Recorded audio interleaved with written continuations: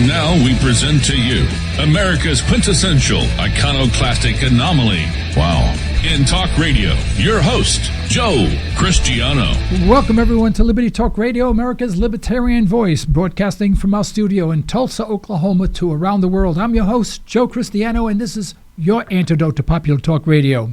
We are pleased today to have Dr. Richard Ebeling, the BB&T Distinguished Professor of Ethics and Free Enterprise Leadership at the Citadel in Charleston, South Carolina.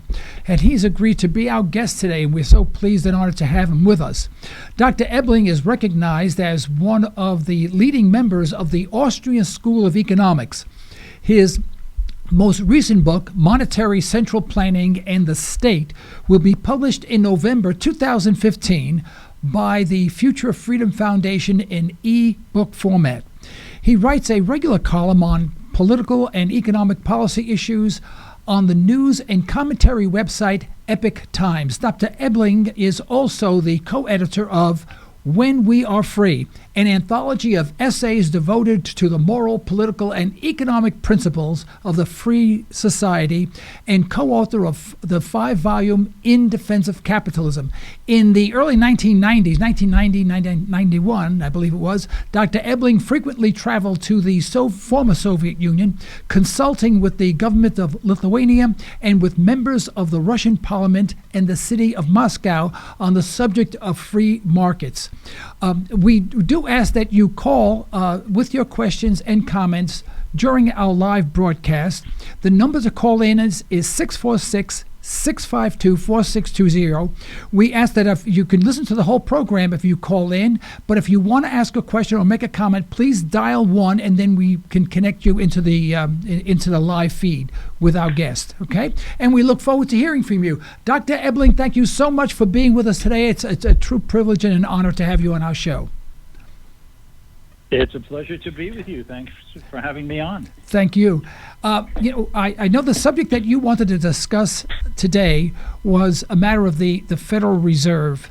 And I like to open with a very basic question, academic question, and that is, the Federal Reserve was, I guess, adopted or started in 1913, and the book by I think G. Edward Griffin talked about the creature from Jekyll Island, which is an island off of the state of Georgia, and what I never truly comprehended for some reason is, why do we need a Federal Reserve? First, I know we have a Federal Reserve Bank, which is not federal, it has no reserves, and it's not a bank, and so even its title is phony.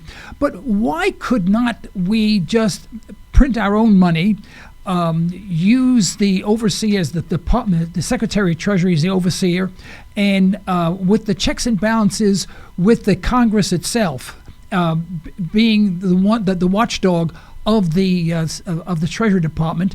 Why do we ever need a third party, especially a cabal that has nothing to do with the U.S. government whatsoever? Well, there is no need for a central bank like the Federal Reserve. Indeed, I would make the case that the Federal Reserve should be abolished. Before 1913, we didn't have a central bank. There were federal regulations and there were state regulations of banks, but there was no central bank.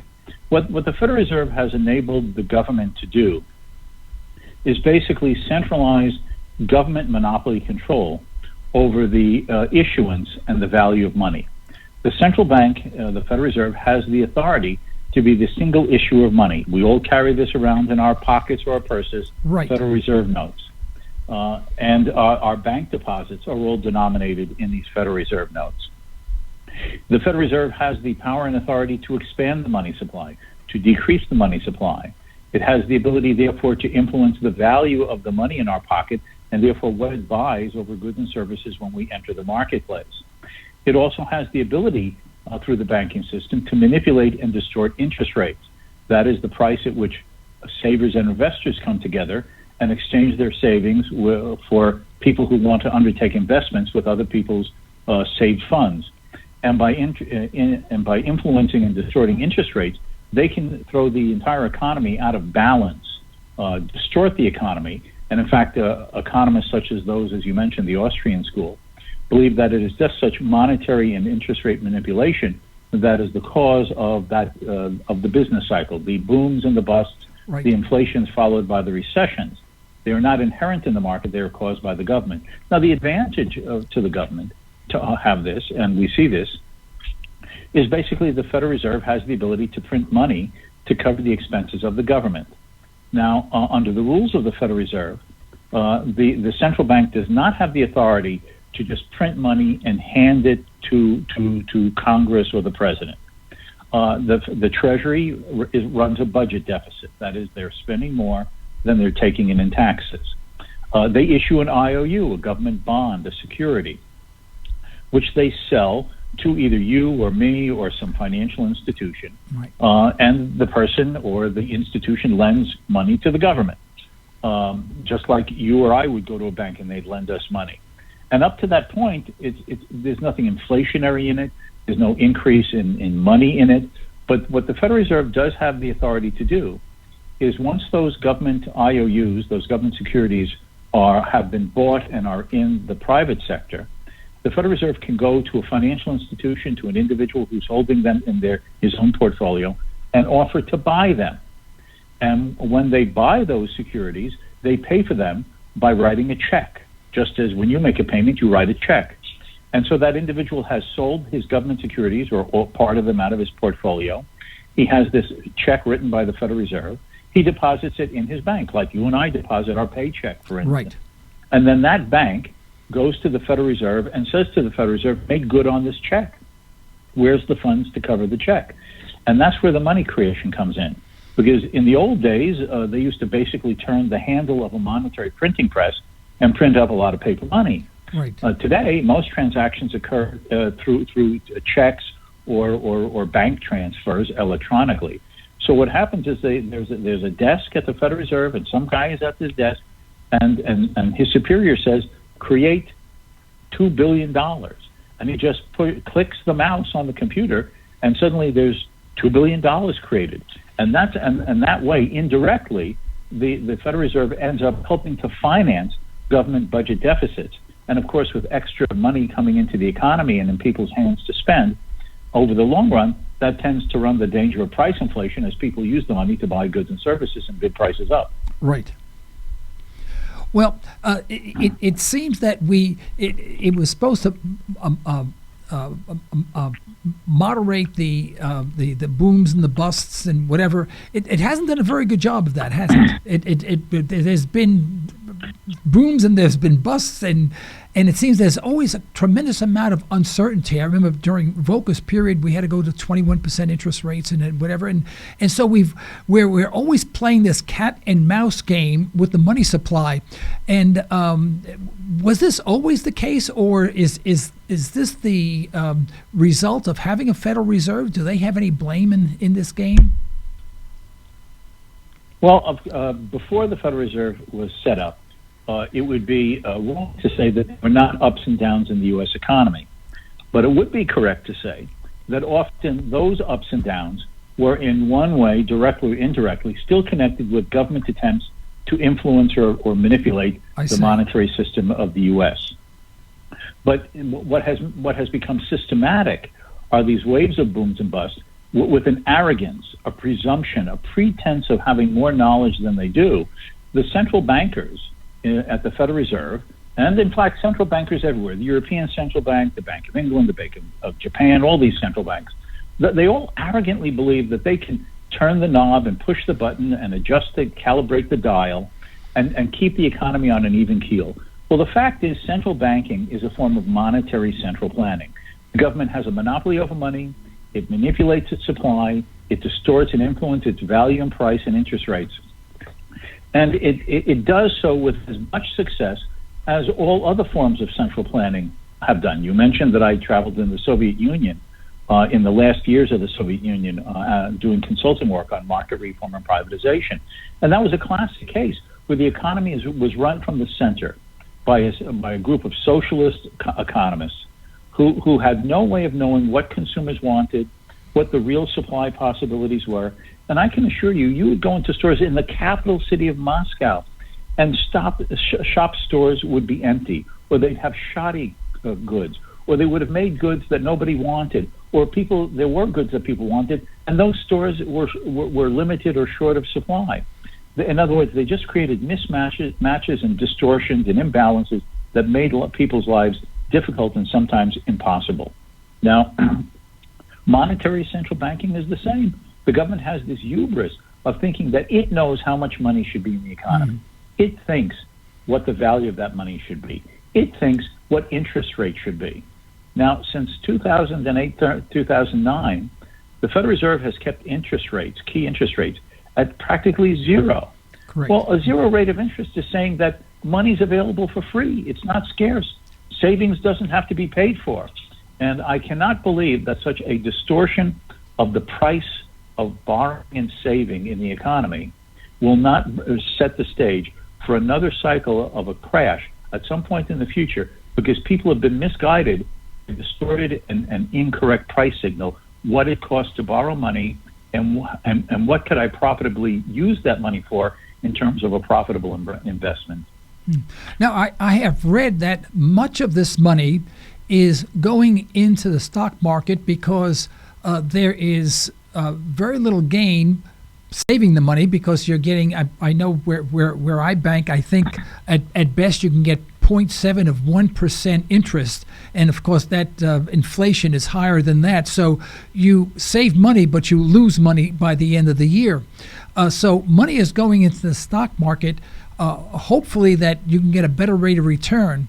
But even more so, large corporations are borrowing this money at near zero interest rates and buying back their own stocks, and which is inflating the cost of the prices of stocks, while making a few people very, very rich, but could cause a bubble, or is causing a bubble by definition by many people. And so a lot of people who are being fooled into thinking everything is fine, go into the stock market, this is where the money is, they may be the ultimate loser. Is that a fair assessment? Yes, I think that in essence, exactly what you've described is true. Low interest rates have made it possible to borrow money very inexpensively, obviously. And a lot of people have seen an opportunity to go into the stock market to try to make a killing when other investments have not seemed profitable to undertake in comparison. And a huge stock market bubble has occurred, in my opinion. We see the fragility of it, its instability, by how everyone hangs on every word, every syllable, every hint and innuendo by the Federal Reserve chairperson, Janet Yellen, or any of the other Federal Reserve Board of Governors. Oh, they're going to raise interest rates. Oh, they're going to delay it. Oh, this is going to make money more costly. Oh, it's going to make it less expensive. And you see these fluctuations in the stock market, of course, exacerbated by the mismanagement of central banks in other countries as well, including China most recently. Right. Basically, we're in a global economy, and what happens in one country has spillover in other places. But basically, the instability and the fragility of it is just shown by the fact that everybody is so dependent upon what 9 people who are the Board of Governors of the Federal Reserve decide to do as to whether to keep interest rates low or nudge them up, and therefore whether their investments, including in the stock market, are going to be continuing to be profitable, or whether they're going to find out that they've made a serious mistake. Yeah, what's interesting, you're right, they hang the hat on every single word. She may say, consider, and then she says, well, we may anticipate, and then they start playing with the words, and what does she really mean by that? Why did she change the word? And but I think what's almost is not laughable, which is really sad, he's talking about raising interest rate. Most likely that would be a maximum of 25 basis points, possibly as low as 10 basis points, and the entire economic system seems to shake based on those few basis points, which will mean absolutely nothing to the economy.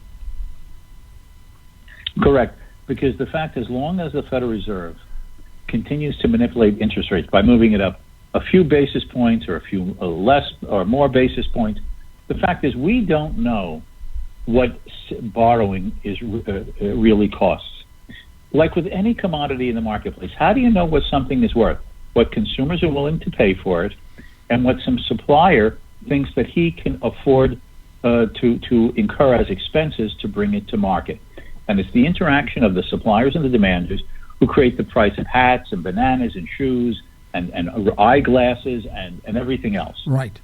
Yeah. Well, the only way we know what the cost to borrow savings is, and therefore the possible profitability of an investment with the borrowed money, is to allow savers to freely and competitively interact with potential borrowers, and through that higgling and haggling of supply and demand, to find out what the real availability and the real cost and price of borrowing money is, the rate of interest. But we don't know that. Right. It's like financial markets have had a price system eviscerated. And you can't tell me that people can make rational decisions when they don't know the real cost or value of something they're interested in using or borrowing or buying. Yeah. When I hear people talk about how stable and how the economy is improving and that we really have a strong economy, I'd say, fine, let's test the economy. Let's do what Volcker did back in, was it the 1970s? Let's go to 21% interest rate and see what happens. Yes, of course, all of the information about the economy is given to the public through government statistical sieves. Right. They give it the twist they want. For example, the unemployment figures are supposed to come out again tomorrow. And if you read the Wall Street Journal, for instance, they're saying, the unemployment rate will probably nudge down to 5.2% from 5.3%, as measured by the Department of Labor and the Bureau of Labor Statistics.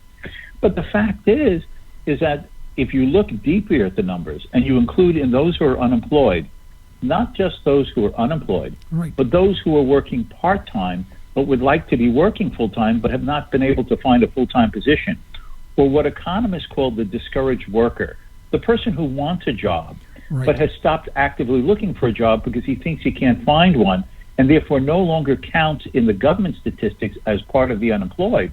If you add those together to the government's official unemployment number, unemployment in the United States is over 10%. Yeah. Now, 10% unemployment is not a normal, healthy, stable, growing economy. Right. Yeah.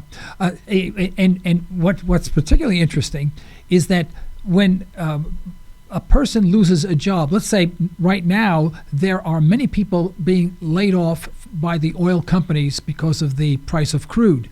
And a lot of these people were making, some of them were making $75 an hour. It's tough work. And now they're out in the marketplace, just trying to find any job at all. Many wind up with minimum wage jobs, but 2 minimum wage jobs. So the government says, well, geez, this person's employed. He's still employed. In fact, we picked up an extra job. So before we only had 1 job, now we have 2 jobs. And it just seems like they play these games with these numbers.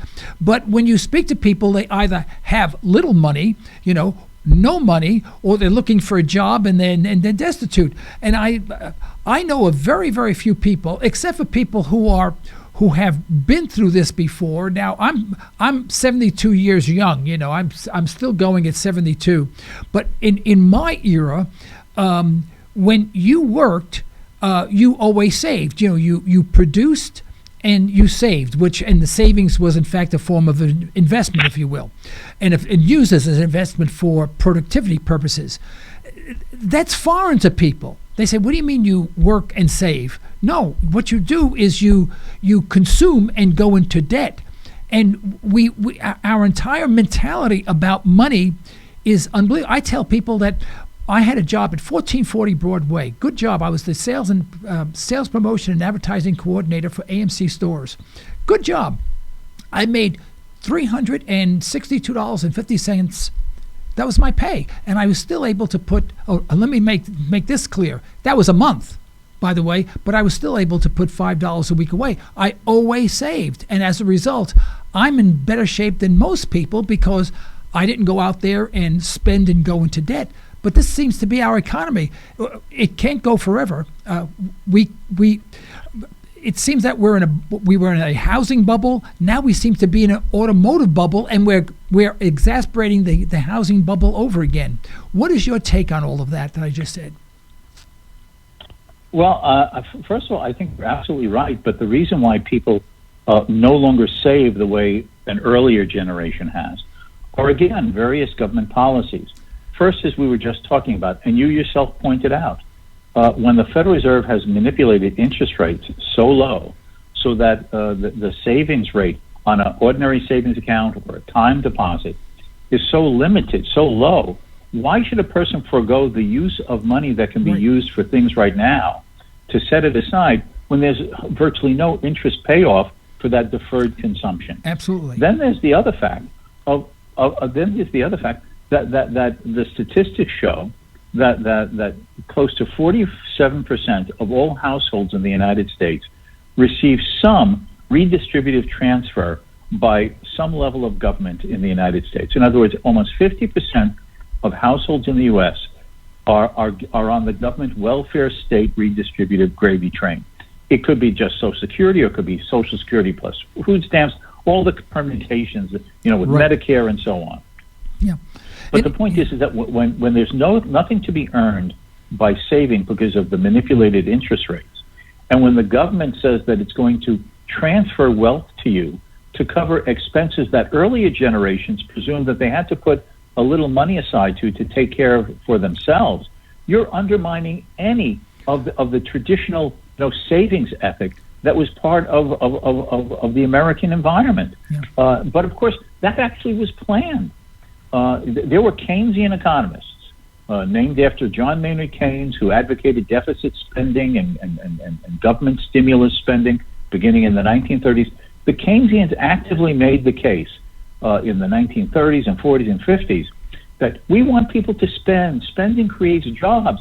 And the way we undermine people's interest, need, or desire to save is by having all these welfare redistributive programs, because people will feel safe. The government has given you the safety nets. You don't have to save for your old age or your rainy day, because that's what Uncle Sam is for. And that has become a terrible vice on the psychology and the culture of America. Yeah. It's like I said, I'm 72 years old, and and I still work. And because I get bored, give me 5 minutes of doing nothing, and I go out of my mind. But when I get paid, what do? Is I pay my bills, and then I save it. I mean, I'm doing the same thing today as I did back in 1960. Nothing's changed at all, and it seems like, but people don't do that today. Well, they don't have the capacity to do that today because the jobs don't pay as well. Many of the better paying jobs are overseas, and people, I like these politicians. I wanted to call them another word, but I'll be nice today. The politicians that run for office, they say we need to bring jobs back in America. Well, the reason why we had an automotive industry is that's because after World War II, other countries had no industry, and we can build anything we wanted at any price, and people had no choice but to buy it. And if they didn't want to buy it, fine. We had plenty of people in the United States that could afford to buy it because they were getting big salaries, putting the left front wheel on a car, and with tons of benefits. And so everyone appeared, there's this false illusion of being a wealthy nation, when in fact we were taking advantage of a worldwide depression, basically, for everybody else who survived or nearly survived World War II. But when the table started to turn and other countries became productive, and we started shipping jobs overseas, and rightfully so, because you can get a job done much quicker, better. It was better quality. Remember the old days when you had planned obsolescence? Remember those days, Dr. Ebeling? Oh, yes. We made things that would guarantee to break within 11 months. Never lasted a year. It always broke on the 11th month, and it was planned. And then when the Japanese decided to make better products through the quality process and whatever, and their stuff lasted forever, we start losing manufacturing. Well, it was no accident that this happened, but we want to blame somebody. But what we really need to do is look at ourselves. We need to blame ourselves in this regard. And we need to. I agree with you. The fact is that the automobile industry has been its own worst enemy. Yeah. When the first oil crisis occurred back in 1973, There was the Arab oil embargo through OPEC because the U.S. and Western European countries are supporting Israel in that latest Arab-Israeli war. Oil prices went through the roof. But American automobile manufacturers, for the most part, said, Americans will never give up their gas guzzlers, their big cars. But the Japanese were astute. They figured that there was a market niche for fuel-efficient economical automobiles, and they started coming in and grabbing market share. Right. But what was the response of the automobile industry in the face of an innovative and astute competitor? To get off your behind and figure out how you can beat him by making the better and cheaper mousetrap? No. They ran to Washington and cried the blues. Right. Said, we need protection. We can't compete. We have to have quotas on the import of Japanese cars. So rather than becoming innovative and creative and facing a competitor, right, the guy who comes up with to make the mousetrap better and cheaper, they wanted to be sheltered from global competition. Right. And that meant that, as we know, Chrysler went through 3 or 4 government bailouts over those decades. Yeah. And they were their own worst enemy. Rather than facing the competition, figuring out how can we be number one again, they wanted to be an artificial number one. That's right. Behind trade barriers, keeping out the efficient rivals. Right. I wish we would have done things right. I want to see the DeSoto come back, I'll tell you. But Dr. Ken, we need to take a break just for 1 minute. Is it okay? Can you hold on for 1 minute during station identification, please? Absolutely. Okay, thank you. We'll be right back. Folks, don't go away. We'll be right back. You're listening to Liberty Talk Radio. Political talk derived from a historical perspective, not always palatable, but good food for thought. Pure libertarian talk with host Joe Cristiano. LibertyTalkRadio.com. Express Test is your go-to company for on-site occupational health testing services. That's right, we said on-site. That means we will meet you at your facility for a free health and occupational safety consultation. Express Test specializes in hearing conservation, respiratory protection, and employee safety. We can help you establish viable programs tailored to your business and employee needs. For your free consultation, call 918-743-2929 or visit us at expresstest.com. That's 918-743-2929 or expresstest.com. Do you find yourself asking, what did you say? Aaron Cristiano of Ranch Acres Audiology has over 25 years of experience helping patients just like you. Hearing requires conservation. We need to be aware and we need to be responsible for our own hearing health. Understand more with a little help from Ranch Acres Audiology. Call 918-749-7711. That's 918-749-7711 to learn more. We'd like to thank attorney Constance Squires for her support of Liberty Talk Radio. If you want a comprehensive way to affordably avoid legal issues, call Constance Squires. For a free consultation, call 918-254-9283 or go online at isthyWillDone.com. Steve Harden of the Harden Insurance Agency has over 30 years of experience designing family insurance protection, including retirement planning. Call 918-488-0024 or go to hardenagency.com and request a free in-depth estate and retirement evaluation. We look forward to earning your trust and helping you meet your life goals. This isn't your typical talk radio show. This is Liberty. Liberty Talk Radio. Folks, we're back. This is Joe Cristiano. You're listening to Liberty Talk Radio. And with us, we have Dr. Ebeling with us. And we're talking about the Federal Reserve and monetary policy. Dr. Ebeling, right now we're at zero interest rates.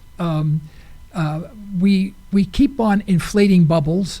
I tend to agree with the likes of the Gerald Celentes of this world and the Peter Schiffs and the Rick Rules and those. We keep on creating these bubbles to keep the system going. There's always, as they used to say, come to Jesus meeting, and it seems like we keep on deferring it, and the longer we defer it, the bigger the crash is going to be. Am I just a doomsday negative person or something, or is this where, in your opinion, where we're heading with our monetary policy? Well, I don't think you're being just a misguided doomsdayer. The fact is that a number of things play upon government policy, including Federal Reserve policy. First is the fact that politicians have a time horizon that extends no further than the next election. Correct. 2 years for a congressman, 6 years for a senator, 4 years for a president. So, and the day after they've won an election, either to be elected or re-elected, they're already running again.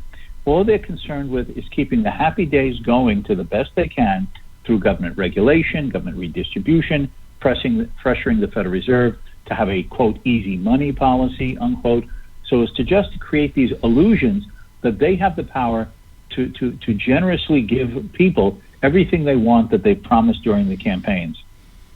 You know, the politicians and the people on the left often say, oh, greedy businessmen, profit seekers. They only think of tomorrow. They only think about the next dividend, quarterly dividend.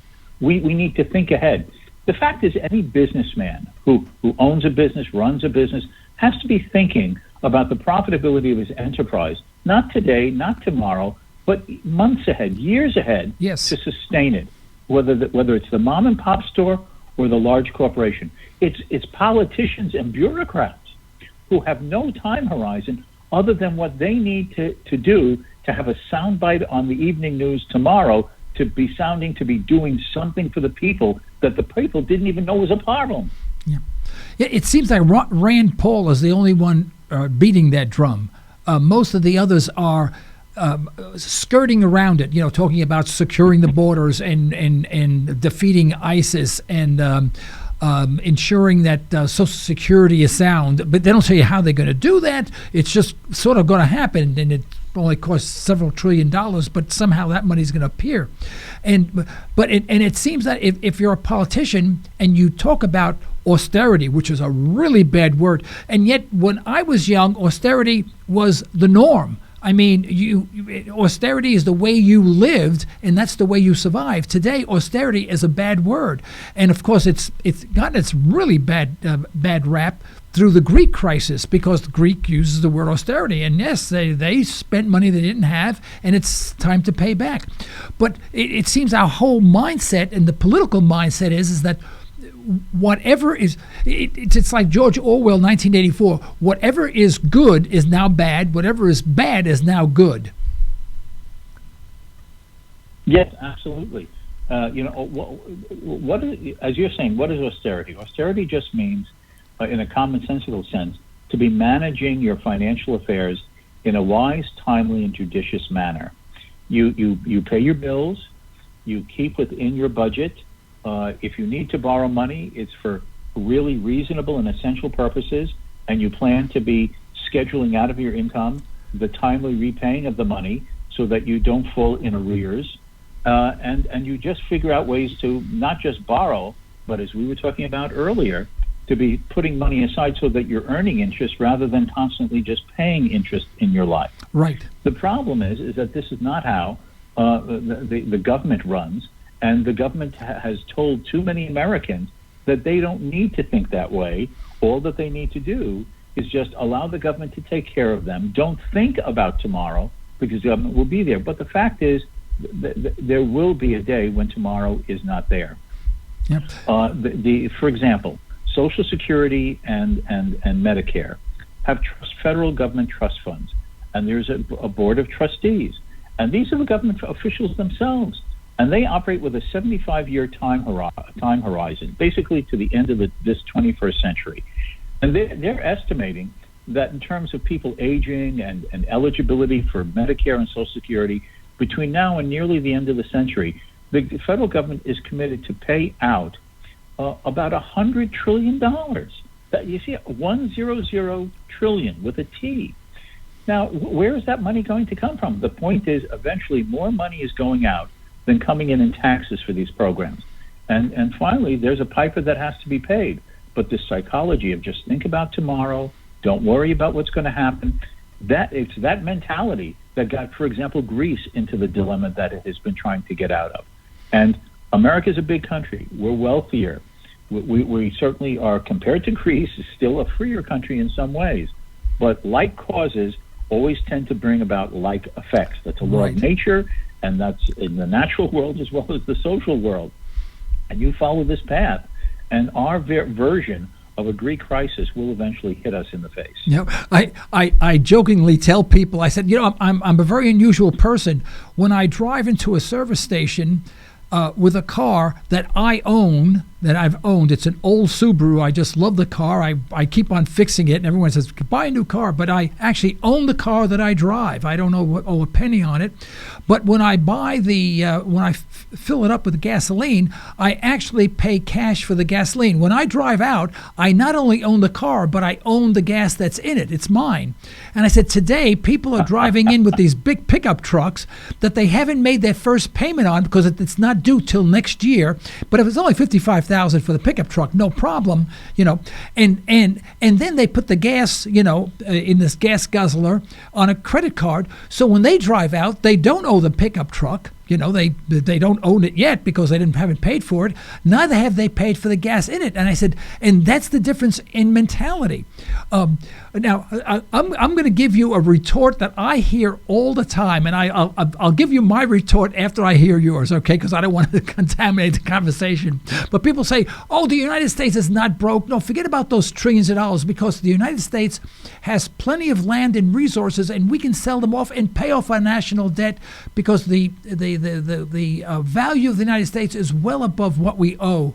We have farmlands that the government owes. We have forests that the government owns, good parts of states that the government own, and so it's no problem. The United States is really not bankrupt or broke. Well, actually, I'm going to give you an answer that is probably different than what you would expect from me, I think.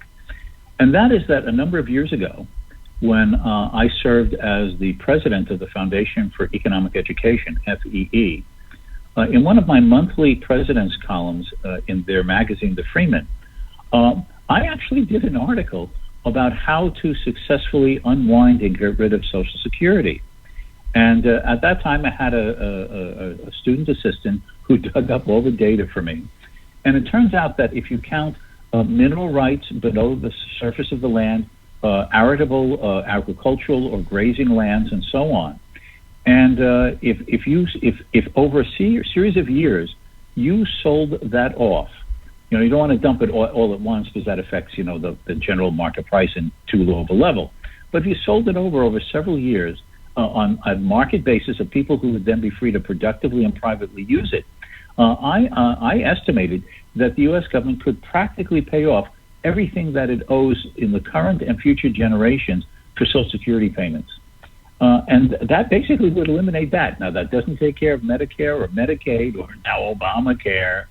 But in fact, if you got all of these resources, which in my opinion shouldn't be in the hands of the government to begin with, right? They should be in private hands to be productively and profitably used to make more and better and less expensive goods and services over the years for us as consumers. If they were to do that, they in fact could just about pay off the Social Security debt at least. And boy, that would be at least one burden off. Oh no! But how did the government get to own all of this land? I mean, the land belonged to the states. How did the federal government get their hands on it? They didn't pay for it, did they? Well, you see, if it goes back to before the states were organized. If you think of like the Louisiana Purchase, right? Thomas Jefferson bought that from the French back, I think it was 1803, right? And that includes huge swaths of the Plain States, the Rockies. I think it included part of Oklahoma. All that big land west of the Mississippi, and these were unorganized federal territories. Right. And as populations reached the minimum under the Constitution to be organized as a state and to be formally joining the Union as a state, a lot of this land that was technically under the authority of the federal government as unorganized territories remained that way. That's why 90% of Alaska is owned by the federal government. Right.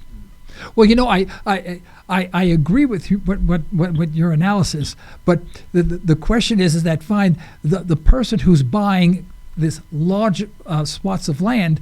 What if they're the Chinese, or the Russians, or whomever else, or the Indians, or I think there would be an uproar because the people within the United States just don't have the money to buy it, and so you have sort of a conundrum there in a way. Well, I think I understand the nature of the question you're expressing and the concern, but we also should remember that sometimes we become a little bit concerned when it's not always necessary.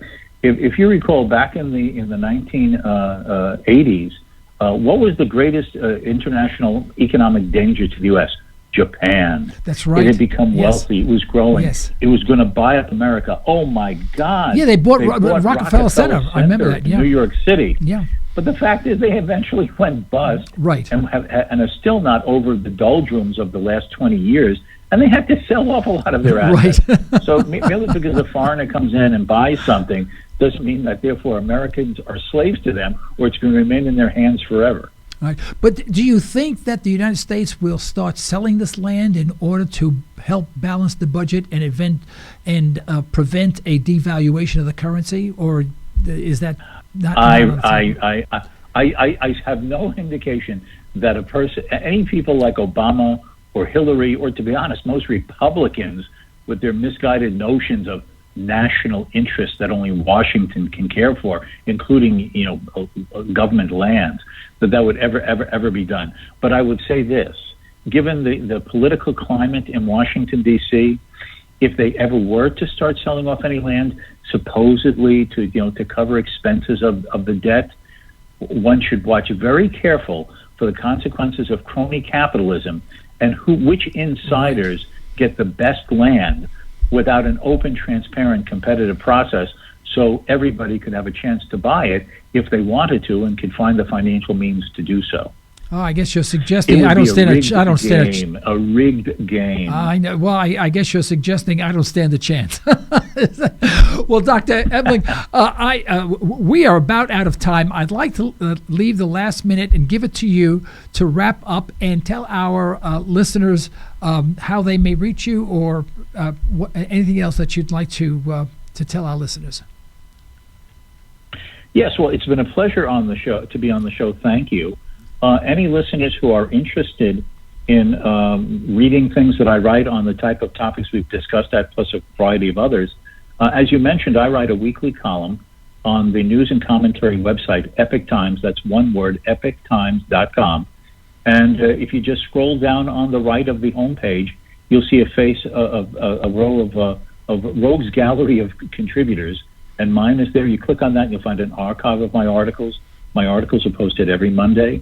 As you also mentioned very kindly, in April I have an eBook that will be available on Amazon at a very reasonable price on the very themes that we partly talked about, monetary, central planning, and the state. So, and I would be greatly appreciative of anyone who would be interested in reading about those ideas by reading my book or reading my columns. All right. Thank you so much for being on our program. We do hope that you will accept our invitation to return at a later date.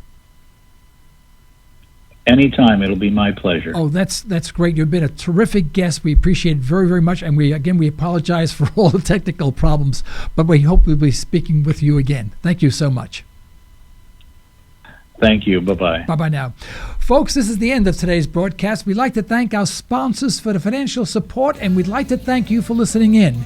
You can further the cause of liberty by recommending this program to your friends, and let us hear from you. Our email address is comments@libertytalkradio.com. Remember, as my wife would say, you are either allowing your liberties to be taken away or you're striving to protect them. Unfortunately, there is no middle ground. Until next time, this is Joe Cristiano. You've been listening to Liberty Talk Radio. Stay well, stay tuned.